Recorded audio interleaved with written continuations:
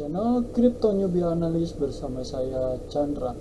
Per hari ini kita bakalan ngebahas pergerakan atau update pergerakan harga Bitcoin setelah rilis hike rates ya, atau yang biasa disebut dengan kenaikan suku bunga yang dilakukan oleh The Fed ya. Tapi sebelum masuk ke sana, kita bakalan mengupdate terlebih dahulu dari market cap cryptocurrency per hari ini mengalami penurunan sekitaran 1,07%, yang dimana market cap cryptocurrency per hari ini berada di 1 triliun dolar ya. Kalau misalnya kita ngelihat dari top 10 cryptocurrency yang dimana posisinya per hari ini Solana turun ke ranking 10 ya, dan Doge mengalami kenaikan atau Doge menyusul langsung naik ranking sampai ke ranking 8 setelah Doge mengalami pump besar-besaran ya. Di minggu ini Doge mengalami pump besar-besaran karena ada efek dari Elon Musk membeli Twitter ya. Oke, untuk Solana per hari ini mengalami penurunan sekitaran 2,08%, Cardano mengalami penurunan juga sekitaran 1,13%. Untuk Dogecoin mengalami penurunan juga sekitaran 3,08%. Kalau misalnya kita ngelihat dari 7 harinya Dogecoin ya, kenaikannya sampai 78,93%, luar biasa ini ya. Terus dari XRP mengalami penurunan sekitaran 1,15%, dari BNB mengalami penurunan sekitaran 0,60%. Untuk Ethereum mengalami penurunan sekitaran 2,28%, dan untuk Bitcoin per hari ini mengalami penurunan juga 0,76%. Ini adalah dampak dari after release kenaikan suku bunga yang dilakukan oleh The Fed ya. Itu kebetulan per hari ini kenaikan suku bunganya berada di 0,75 basis point teman-teman, yang dimana ya posisi inflasi Amerika belum bisa menurun. Jadi mungkin untuk the next meeting selanjutnya kita bakalan mengalami kenaikan juga ya, saya pikir gitu. Cuman ya kita bisa lihat aja nanti di bulan Desember untuk kenaikan suku bunga selanjutnya. So tanpa basa-basi kita langsung masuk ke inti materinya. Oke, per hari ini saya sudah berada di hourly ya, sudah berada di chart hourly, yang dimana si posisinya kalau misalnya kita ngelihat per hari ini dia masih tertahan di posisi area swing yang di time frame 4 jamnya, yang dimana posisi ini adalah posisi area kuat yang sangat dipertahankan oleh para buyer. Yang pertama, kedua, dan yang ketiga ini ya. Setelah dia menyentuh area posisi demand ini langsung mantul ke area atas, berarti di area posisi ini adalah posisi area yang sangat dipertahankan oleh para buyer supaya posisi harga Bitcoin tidak jatuh lebih dalam lagi. Cuman lambat laun menurut saya si posisinya bakalan tetap turun. Kenapa harus wajib untuk turun terlebih dahulu? Karena di posisi ini ada ketidakseimbangan harga posisi market Bitcoin, yang dimana di area sini banyak menyimpan area imbalance, yang dimana lambat laun si posisi market bakalan si posisi imbalance ini bakalan diambil teman-teman lambat laun ya.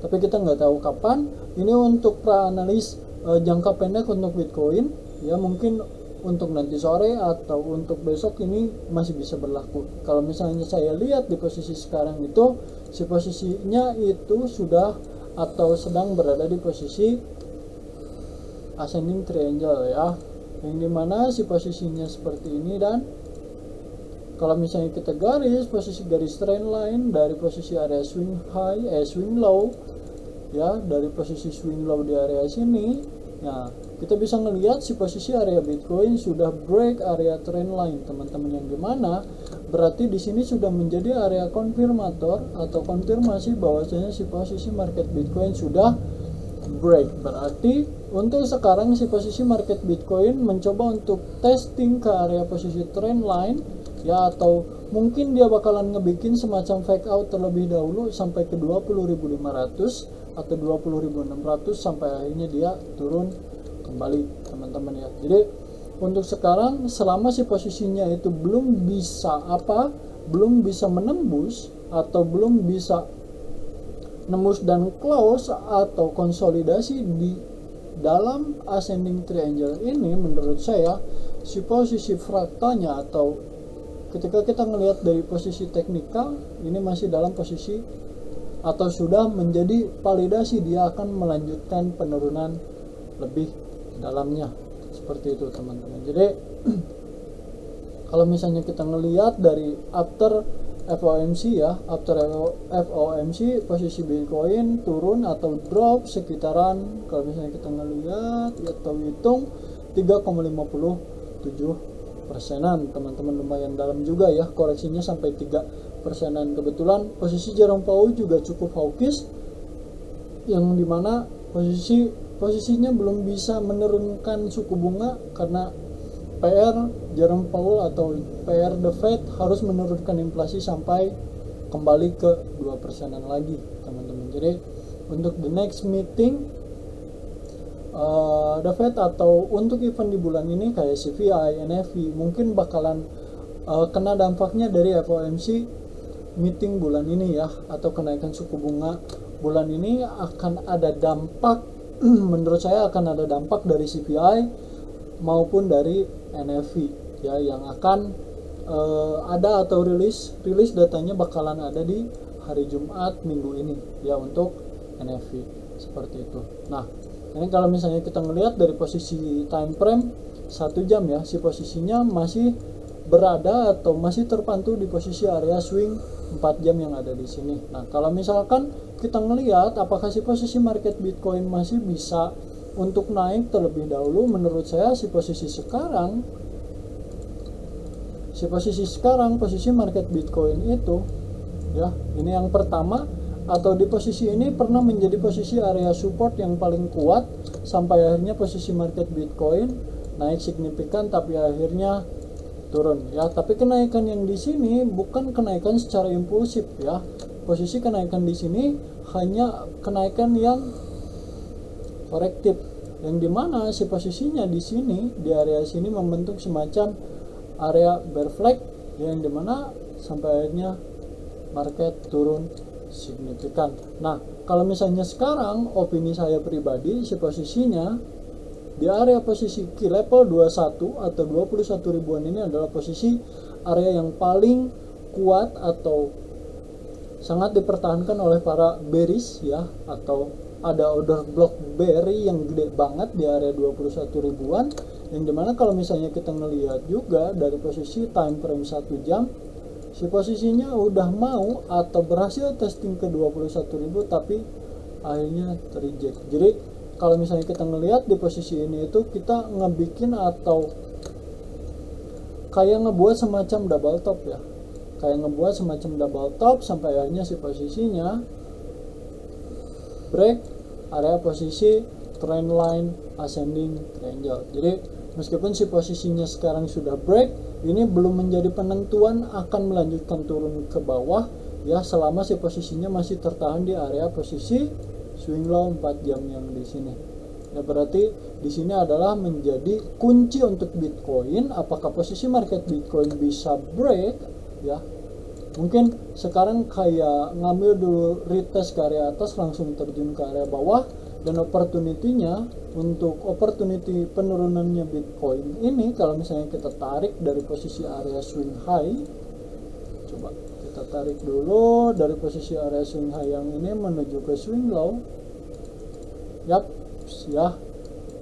Posisi area 19.300 itu berada di area Fibonacci 236-an ya, yang dimana di posisi ini ada apa? Ada posisi area imbalance, yang dimana ya lambat laun posisi market bakalan ngambil area imbalance ini ya, karena ada ketidakseimbangan dari harga Bitcoin itu sendiri. Jadi kalau misalnya diibaratin mah harus dijemput terlebih dahulu. Jadi untuk penurunan Bitcoin sekarang ya potensial penurunannya akan sampai ke 19.400 sampai 19.300-an, yang dimana kita ngelihat bareng-bareng ya teman-teman, di area itu ada area Fibonacci 0,230 Jadi untuk update Bitcoin per hari ini mungkin itu saja, tidak ada banyak yang harus disampaikan ya, jadi hanya sekedar quick update saja untuk memantau pergerakan harga Bitcoin ke depannya. Mungkin nanti sore atau nanti malam ketika ada pergerakan yang signifikan akan saya update kembali, kenaikannya akan sampai mana dan penurunannya akan sampai mana. Jadi untuk update kali ini hanya quick update saja dari saya ya, semoga membantu untuk teman-teman. Dan jangan lupa juga untuk do your own research, karena apapun yang kalian lakukan di market itu adalah tanggung jawab kalian sendiri ya. Jadi jangan lupa untuk do ya. Semata-mata saya membuat video ini bukan salah satu advice ya untuk teman-teman menjual atau membeli salah satu aset cryptocurrency. So stay safe ya, karena pergerakan market cryptocurrency atau terutama Bitcoin akan mengalami volatile kembali, karena di minggu ini banyak event yang penting untuk makroekonomi. Jadi kalian harus tetap berhati-hati ya. Kalian harus benar-benar mengatur risk and reward ketika kalian masuk ke market. Mungkin itu saja teman-teman. Sekali lagi thank you sudah menonton video saya sampai habis. Saya Chandra pamit. See you, bye bye.